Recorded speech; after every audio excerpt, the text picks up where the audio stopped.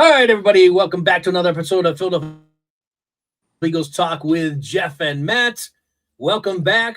Yes, it was a short break, probably the shortest break we've had in a long time on this channel, as we were just on last night, and we were going to have a podcast on Wednesday to preview the game, but just the way the schedule worked out, we're here tonight. So we're going to knock this thing through and preview the Eagles' upcoming battle with the Giants, divisional rival, of course, in New York on Thursday night. So, Matt, we didn't give you any closing thoughts yesterday, so I'll give you that opportunity today. We had some internet issues, some Wi-Fi, but closing thoughts on yesterday. The loss to the Broncos. We'll give you that, and then we'll get right into the Giants game. Well, I have one perfect statement to make a perfect segue to close last show and open this one. No better way to get over an ugly loss that you're feeling down in your soul than to get back on the field as soon as possible and start rectifying the situation, right? So that's where we're at. Ugly loss, put it behind us. Are we as bad as we seem to have been? Probably not. The old Andy Reid saying still counts. When we win, we're not as good as we think we are. And when we lose, we're not as bad as people think we are. So, Giants should be a perfect get-right game, like perfect. Even if they're dealing with injuries, which I'm sure we'll dig into, like this is the perfect get-right game. If you lose to the Giants, however, oh boy, next week with 7 days, be a long 10 days. Yeah, I mean that'll be. This is like it's not a must-win game, as they say, but it's a can't-lose game. Like this is a can't-lose game. It'll be atrocious in Philadelphia if they lose this game. So that's where I'm at as we get into this Eagles-Giants preview. That is a great way to put it. It's not a must-win game, but it is definitely a can't-lose game. I couldn't have said that any better myself. That's exactly what it is, 100%. I mean, I don't think the players want to show back up in Philly if they have to come home from New York losing to the Giants. No. Oh, and then you have the long break, which the players are all looking for. Hey, it's kind of like a mini bye. Man, that would be the worst mini bye in Philadelphia sports history if they lose the Giants. But, so I think where both Matt and I are going to be with our predictions at the end of this. But at the same time, there's a lot of truth behind that. You can't lose to the Giants team that is hapless, just lost to the Saints, gave them their first win in the season. Not that that's easy to go down and win in, New Orleans, but they had a 14-0 lead in that game. And they still somehow found a way to lose. I think I read somewhere that the Giants had 5 straight possessions with turnovers in that game. I believe so. Even the worst teams in NFL history have probably never accomplished that. No, 5 possessions with a turnover? No, Daboll's days, I think, are clearly numbered now. Like every week that Daniel Jones wins for the Colts and every horrible loss that the Giants receive, and they're both happening at the same time. Like Colts are winning, Giants are losing every weekend. Colts are winning, Giants are losing. So Daboll, I like the guy, but I think his time is done. I don't know who will go first, him or Mike McDaniel. But man, if you're the Giants, how do you not move on after watching? You think back to like all the tapes about Barkley leaving the Giants and all the clips that we saw on Hard Knocks about, I don't know how I'm going to sleep at night if we lose Barkley. And, we're not going to pay him so much money because we're committed to Daniel Jones. I'm like, oh, really? You were committed to Daniel Jones? And now he's on another team winning and bringing Colts football, which has Michael Pittman at wide receiver. Yeah. They do have a great running back, equal to Barkley. Not Michael Pittman, my USC guy. Yeah, Jonathan Taylor, equal to Saquon Barkley, both exceptional running backs, right? But I'm like, somehow Jones is able to win with this team. So Daboll, I don't know. If you're the management of the Giants, how do you not get rid of both of those guys in another couple of weeks if things keep going south? Like I think Daboll's got the hottest seat in the NFL right now, even more than Mike McDaniel. Mike McDaniel, where is he? Raiders? Dolphins. Oh, okay, yeah. He's the guy that is the most non-looking football coach in the history of the NFL. Yeah. Yeah. Yeah. Although, at least the Dolphins have shown some fight on occasion. But yeah, I don't think he's definitely on a hot seat for sure, to your point. They had a bad loss last weekend as well. So they did, yeah. Giants, bad loss. They lost to the Panthers, right? The Panthers were like shut out the week prior. Yeah, they let Dowdle run for 200 yards, Yeah. and which led to my fantasy football defeat, but we won't talk about that. He's now the hottest. Yeah. So at least in our fantasy league, somebody had Dowdle and started him. Smart. You know, he's on the waiver wire for probably every other team out there. But just happened to be against me, you know, which why not? Yeah. But that's another story. So 120 points and I lose. Anyway, let's get back on track here. So Giants, Eagles. By the way, just a quick little nugget. The Giants, the Eagles last year finally have passed in the all-time history between the two teams. The Eagles now have, I think, two more, like the record's 2 more wins. Versus that's how even the series has been over the span of both teams. But the Eagles now have beaten the Giants more than the Giants have beaten the Eagles for the first time, pretty much since like the 1930s. So pretty cool. Pretty cool to have that, because I don't know if they have that over any of the other divisions. Like Dallas, they don't have that winning record versus them yet, and Washington, and I think they're below 500 too. So the Giants are the only team that the Eagles have a over 500 record against now. So that is pretty cool. A little nugget to kind of throw in there. So injuries. It does seem that the Eagles are finally going to not play Dickerson. The rumor is that I'm hearing right now he's going to be out 1 to 2 weeks with an ankle. So me and you have been talking about that. Just sit the guy, especially against the Giants. If he's feeling better against the Vikings, maybe you want to play him. But I think definitely sitting him in this game makes a lot of sense because, again, they have the mini bye week. Let's see what he's feeling like against Minnesota. I would say if it's still not 100% versus Minnesota or close to 100% versus Minnesota, I would give him another week off. And I know, you know, Matt, you've had the same sentiment. We've both been kind of saying just sit the guy. He's just he plays through injury. It's probably 10,000 times worse than we know because he's such a tough dude and always is out there. So just give him a break, you know. Yep, totally agree. Okay. I think we've been talking about it. Saquon Barkley's got a knee injury. He just kind of downplayed it today, saying he'll be playing Thursday night. It's just kind of general knee soreness. There's nothing that he's concerned about. So it doesn't appear that Barkley's injury is anything all that bad. So hopefully this is the game Barkley goes off. The Giants do not have a good rushing defense. They'll be amped up to stop Barkley, of course. But maybe this is the game Barkley finally goes off. We'll see. Well, and Cam Jurgens, even though we talk about him, he's not been on the injury report at all, like all season. So if there's one game that he absolutely cannot miss, it's this game because Dickerson will be out. I can't even name who else would be backing up at center behind. Well, it would be but he would have to be active for the game. Maybe they will make him active. But it would be, what's his name's son that they drafted? Kendall. Pete Kendall's son. Yeah, he plays center, but again, he's been I don't know if he's been active all season, so they would have to probably, and this is what they probably will do, they probably will activate him for the game just to have him in there as a backup. Be my guess. Yeah, and he must have gotten some time playing last year, right? As the rookie, when Jurgens and Dickerson were banged up later in the year. He got a couple snaps in at center, I believe. I don't think so, because they just drafted him this year, so they couldn't have played him last year. Okay, yeah, he's this year's draft. Yeah. Okay. Well, that's the only weakness I can think of as far as injuries go on the Eagles that may truly hurt them is if they go down a center, they're going to be in trouble because they still have Dexter Lawrence on the D line, and he's a master. That's a tough spot to have a weak spot in. So Kevin Patullo, it's on you to start game planning around that with maybe some Hurts runs, design runs, just to help that center out. But we'll see how it goes.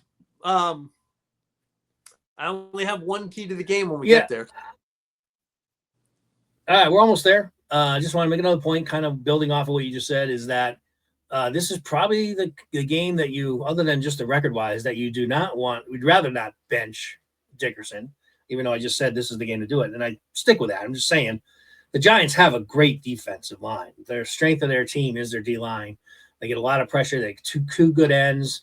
They got Thibodeau. They got what's the guy? Banks. Is that his name? Brian Burns. Burns. Thanks. Banks, Burns. Yeah, they got Burns. They got Yvonne Thibodeau, I think is the name, something like that. Thibodeau, which I just mentioned. Yeah, and obviously Lawrence, like you said, and Lawrence they've been able to contain pretty much because they've had Dickerson and they've had a healthy Jurgens and Becton last year, so they've really been able to contain his push up the middle. But he's got to be licking his chops because he knows there's no Dickerson. He knows he's got to hurt Jurgens, and he's got Steen. So this could be a game where Dexter Lawrence, shows his face quite a bit. So yeah, to your point, they got a plan for that. They got a plan for Hurts not to have that much time.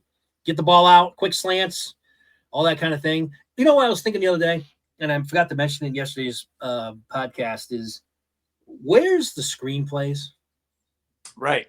The Eagles used to be one of the best teams in the league, and they just don't ever run the screen. They don't run it. Where's the tight end screen? Where's the middle screen? The bubble screens? Like where are any of these plays? I'm not a big fan of the bubble screen, but I know what it sets up when you do use it. But that's what we miss, I think, with Kellen Moore. Kellen Moore was a master screenplay caller. Like didn't overuse it, didn't underuse it. Just seemed to have it perfectly timed whenever they needed a big play. Yeah. And I'd rather see that on the 3rd and 15 than a handoff.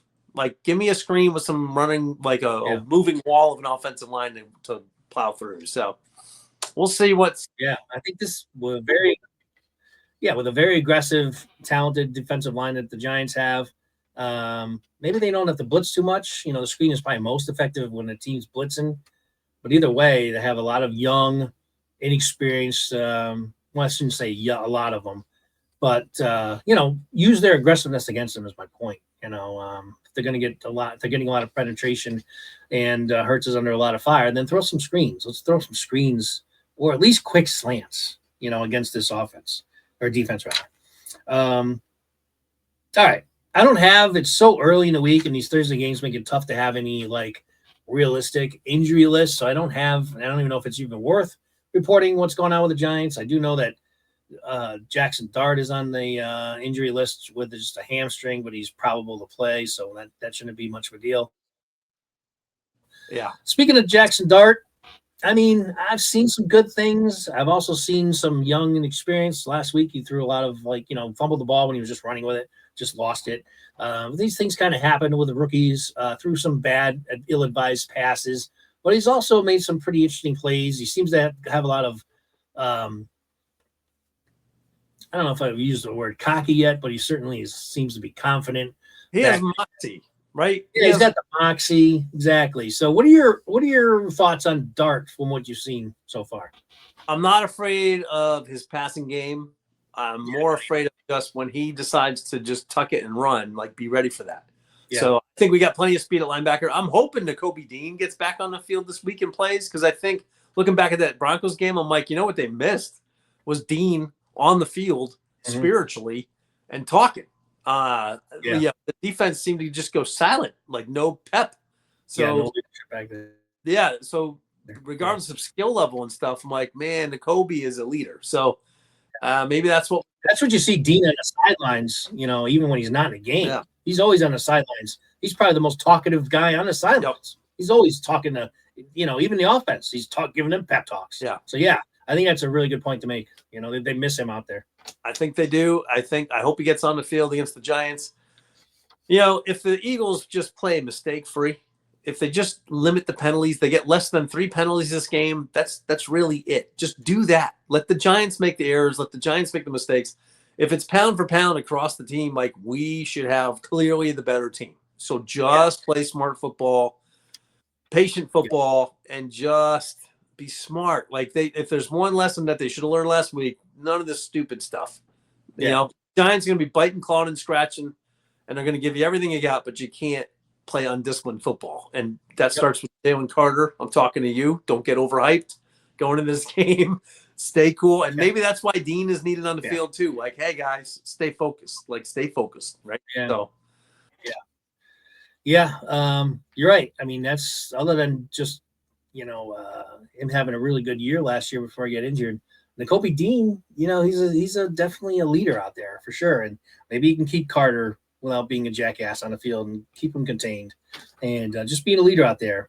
and being that voice that they need to hear, when the game's on the line or whatever, because the Eagles have shown and been prone to these collapses or just these long lulls, both offensively and defensively, where they either can't stop them, and certainly offensively, we know it's been more offense than defense, but the last week was defense, where they just, lose focus, just totally can't stop them, and defensively and then offensively just can't get a first down.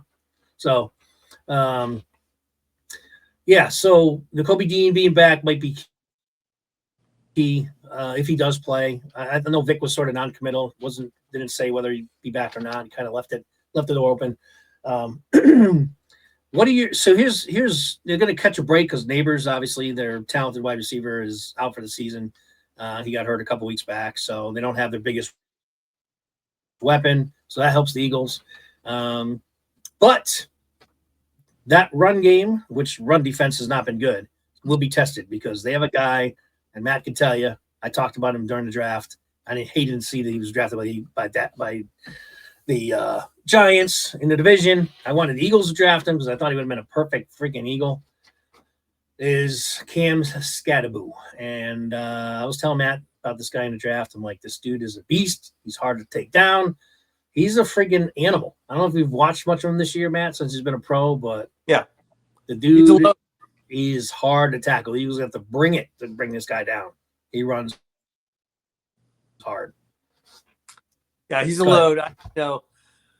The Eagles are typically a good tackling team, though, from the defensive line through the linebacker position and even the defensive backs. They all tackle well. So they just need to get to those fundamentals, make sure they don't slip a tackle. They should look at Scadaboo as they looked at Derrick Henry when they played the Ravens last year. Like, wrap him up, get the legs, put him down, and treat him that way, because that's really, him and the tight end. The tight end caught a couple touchdowns last week against the Saints. Yeah. So he's a younger dude filling in, but he's coming on strong. So those are really the threats. Outside on the hash marks, I'm not too concerned about that. No. At all. Maybe Quentin gets his first interception.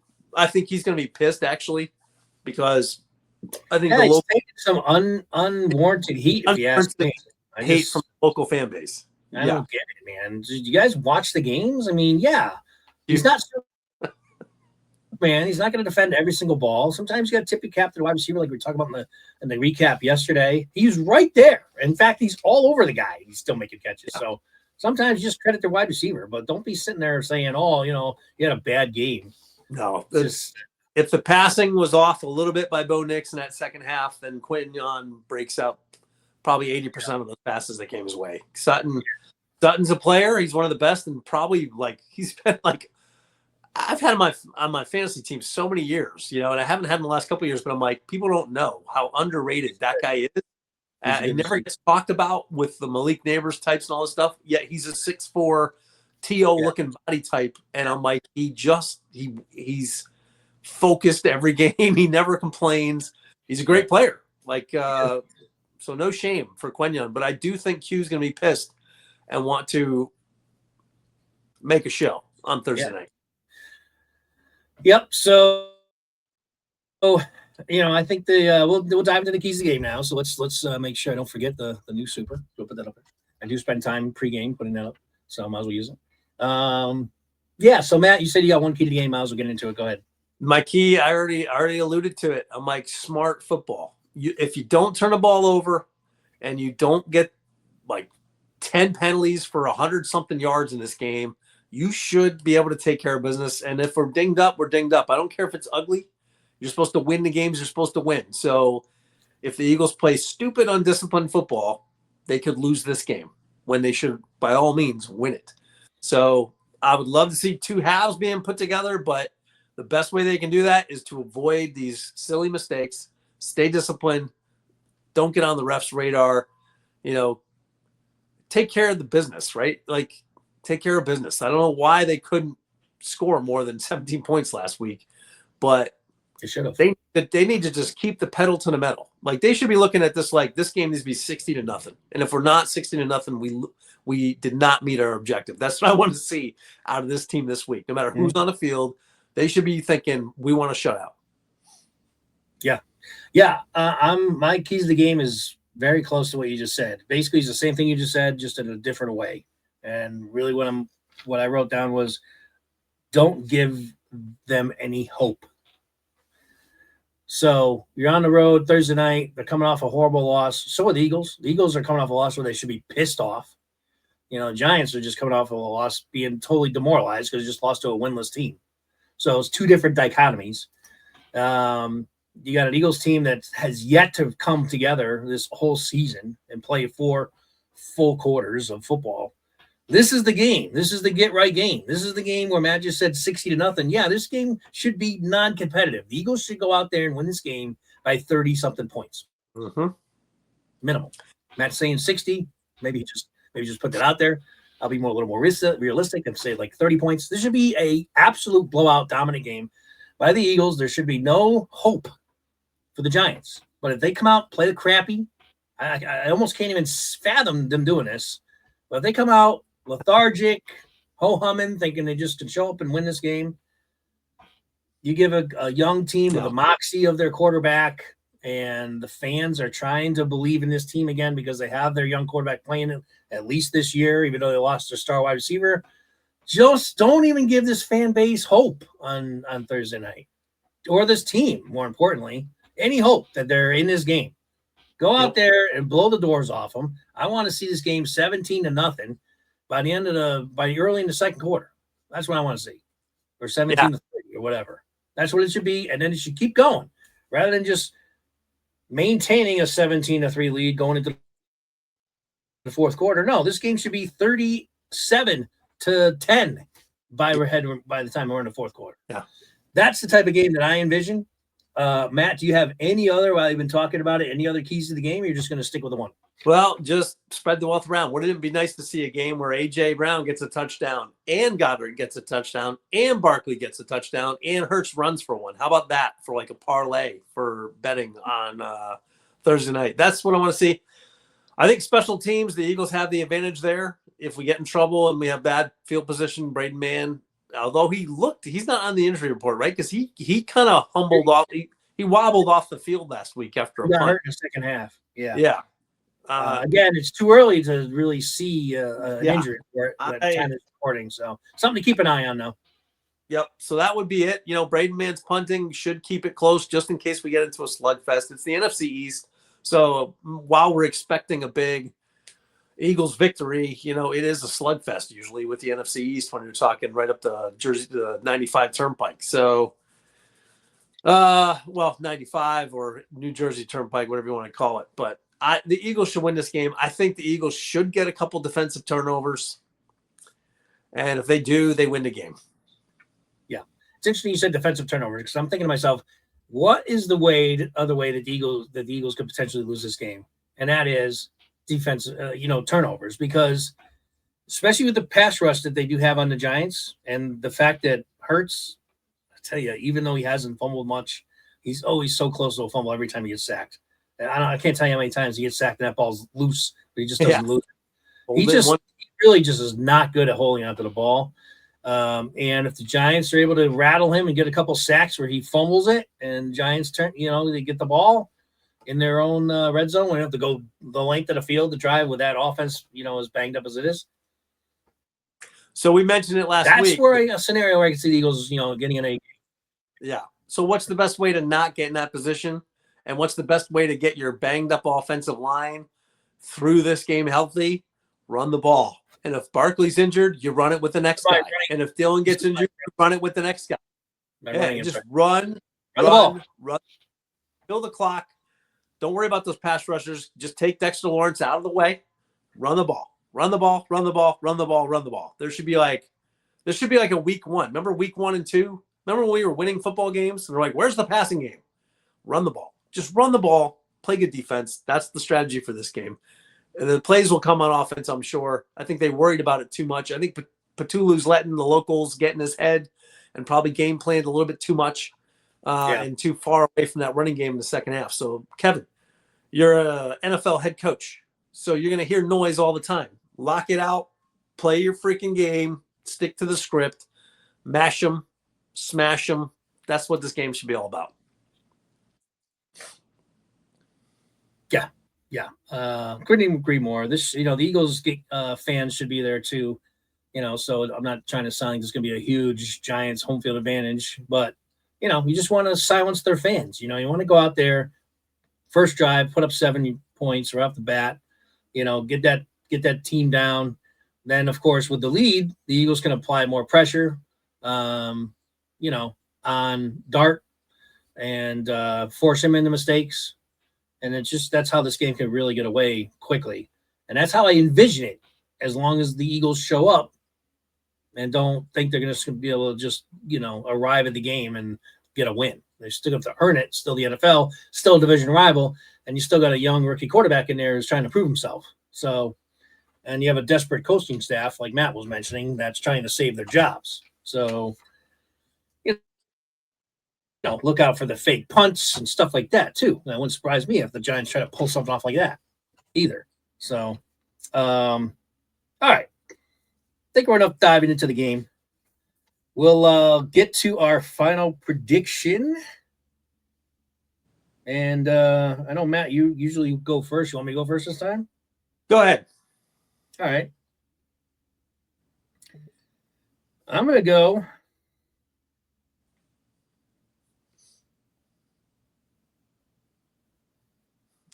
I feel like you should be playing the Jeopardy theme song while we're waiting for you to go first, though, because it always takes you forever. It does. But I try to get as close as I can. I mean, the Eagles going to win, so I'll let that suspense over with there. It will be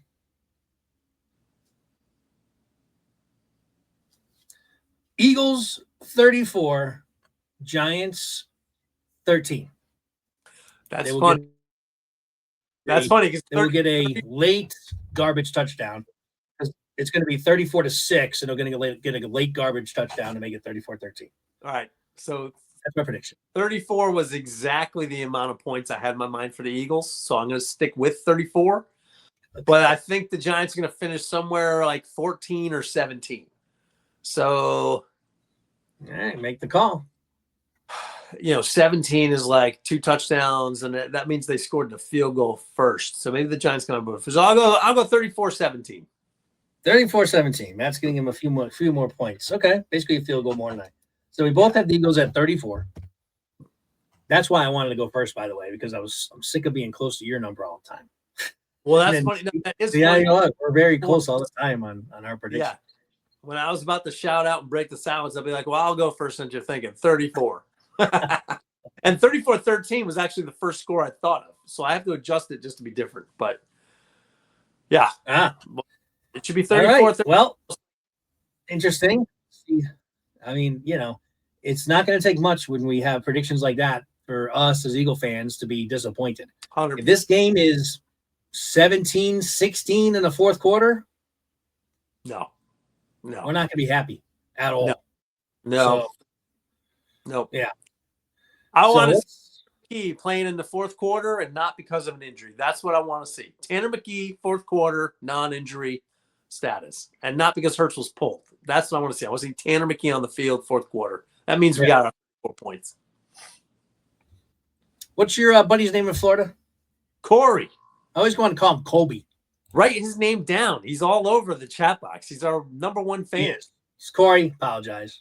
I'm bad with names. We can't send him a jersey because he'll misspell. You know what? I'm not as apologetic this week of messing up his name as maybe past weeks because he took a shot at the Eagles. Yeah. Usually he writes first. He's the first one to comment on our videos.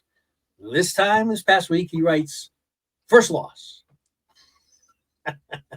So, I mean, I did chuckle. So, you captain. Yes. I have to give you credit. It was the first loss. Thanks for the reminder. And thanks for watching. I'm just kidding. I'm sorry I butchered your name. But Corey, thanks, Kev. Anyway, everyone else, give us your thoughts on the game. What do you think the final game prediction will be? Will the Eagles go out there and dominate like we expect them to? It's going to be a close game.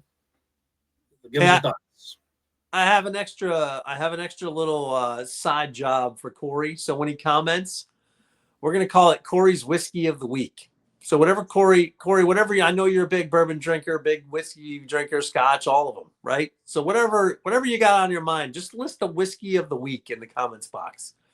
for us. And so all the Eagles fans can celebrate that in Philly. We can celebrate the next Philadelphia win with your whiskey of the week. All right. We'll call it Corey's Choice. Corey's Choice. There you go. All right. So Corey, there you go. You have a Oh, he's got plenty. Does he? All right. Yeah.